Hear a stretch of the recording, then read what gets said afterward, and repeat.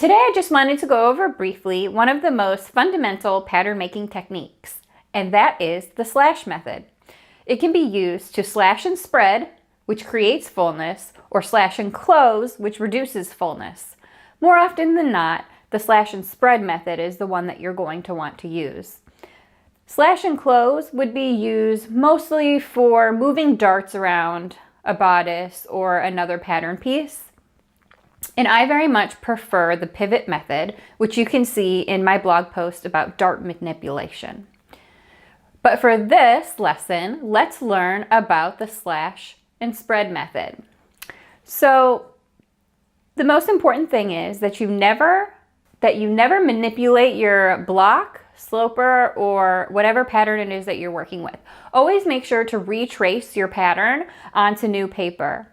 Or a really fun way to test out these techniques and get comfortable with them is to use quarter or half size patterns. And this way, it's not as wasteful. And the actual skirt pattern would be huge, way out of this view. So I'd recommend using little half scale patterns. Okay, so the first thing we're going to do is we're going to draw some vertical lines on our pattern. Now, it's really easy to turn a basic pattern block into an A-line skirt. So we will draw vertical lines on our pattern piece, and you can put as many or as little as you like, but it's really important to make sure that they're somewhat evenly distributed. And a general rule of thumb is the bigger the spread, the more lines you're going to draw. Honestly, it just will take you a little time to play around with it and get comfortable with it. If your pattern has darts, you can use those as a reference point there. So I'm just going to draw in some lines here, just like that. And just like that. Okay, so after you've drawn your lines, what you're going to do is slash to, but not through. So you're going to slash, and by slash we mean cut, of course. You cut up to the waistband, but not all the way through. You'll leave just enough so that your pattern piece can pivot like that. And we'll do the same thing. Start at the hem and slash up. And in this instance, we're going to slash to our dart point there. And the same thing here. Slash up to our dart point.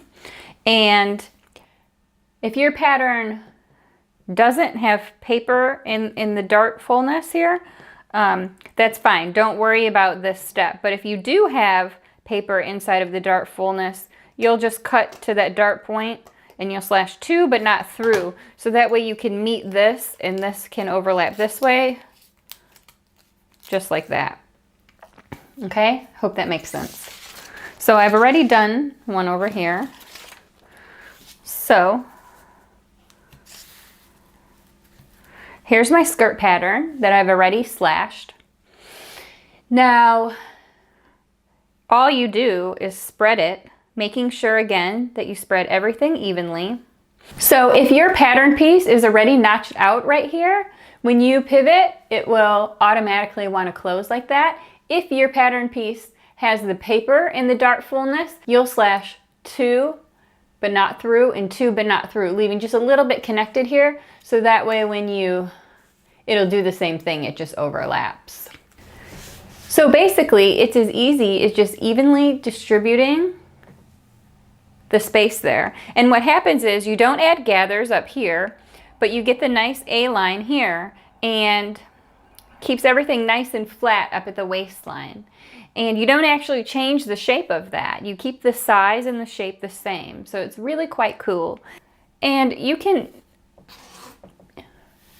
do as much or as little as you want. Like I mentioned before, you'll probably want to add a few more slashes if you're going to do a complete circle skirt. But just to add a nice A-line, I think 3 is nice.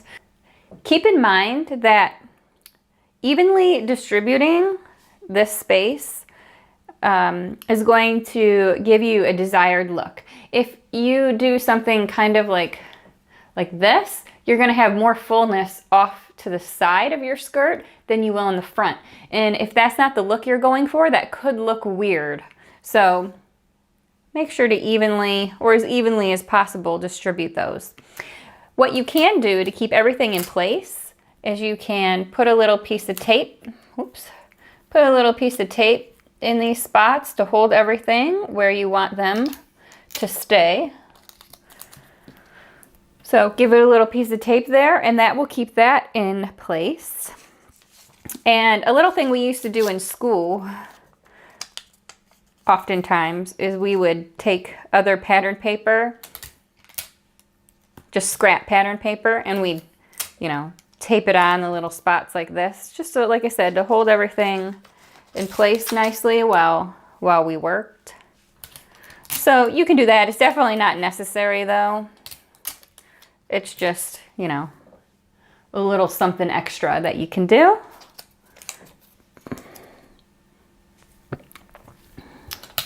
If you are having a problem, it's just a little something extra you can do if you're having a problem keeping everything in place.